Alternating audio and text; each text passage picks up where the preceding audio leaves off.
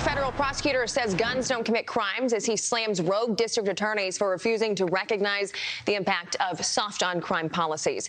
Here to discuss is senior legal fellow at the Heritage Foundation and former Navy JAG Cully Stimson. Cully, thanks for being with us this morning. And, you know, I couldn't agree with you more on the notion that it's not the weapons that commit the crimes, it's the people behind them. So what would your suggestion be to these DAs in these liberal cities who are trying to go after getting the guns off the streets? What do you have to say for them, and what solution do you have to offer up? Well, good morning. It's pretty simple. Enforce the law. The legislature passed these laws. You don't have the authority as the DA to ignore huge swaths of law.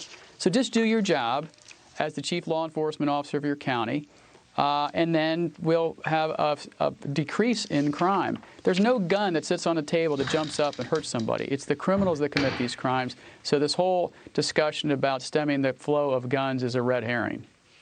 And then let's talk about this as far as the major increases in homicides in 2021. In San Francisco, it's up 16.7%. L.A. is up 12.1%. Philly, 11.5%. Portland, 49.1%. That's astronomical.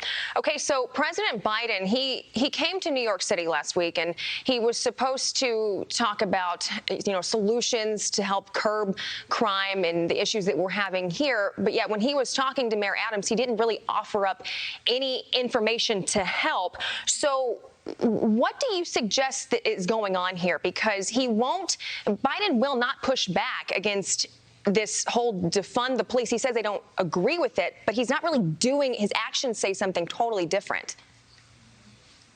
Right. He's not using the bully pulpit in a way that protects victims.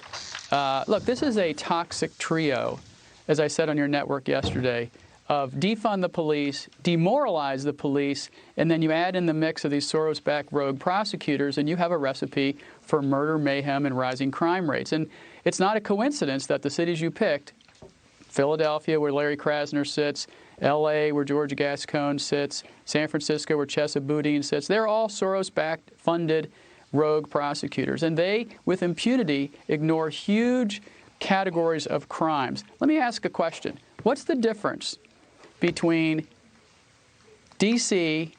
and New York City or any of those other cities? A few hundred miles. But in D.C. on January 6th, you prosecute people for trespassing and resisting arrest. In the rest of those cities, you don't prosecute people for resisting arrest or trespassing or a whole category of other crimes. And the only difference is politics. Mm-hmm. And then you have these situations where DA Bragg and Gascon are lowering felonies to misdemeanors, essentially just letting these people back on the streets to commit more crimes. Do you think at all that if there's, you know, even more pushback, because they are getting pushback right now, and they may have to go back to the drawing board, do you think the more scrutiny they get, this might help turn the tables and we might see a change?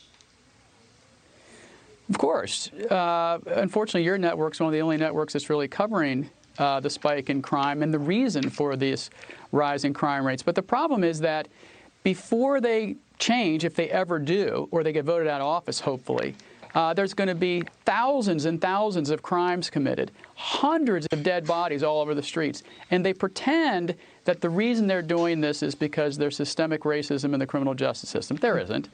That the only way to upend the criminal justice system in their minds is to do these radical changes, which are pro-criminal, by the way, and not pro-victim. And so you're just going to have more death and destruction until they get voted out of office. Right. And they're going to have a lot to clean up, whoever takes their place. Cully Stimson, thanks for getting up early with us on Friday morning. We really appreciate it. You have a good day. You too. Thanks. Thanks for watching the Heritage Foundation's YouTube channel. With more than 500,000 members, we are the nation's largest conservative research and education institution. We believe the principles and ideas of the American founding are worth conserving and renewing. Please help us further our mission by subscribing to this channel and sharing our videos with your family and friends.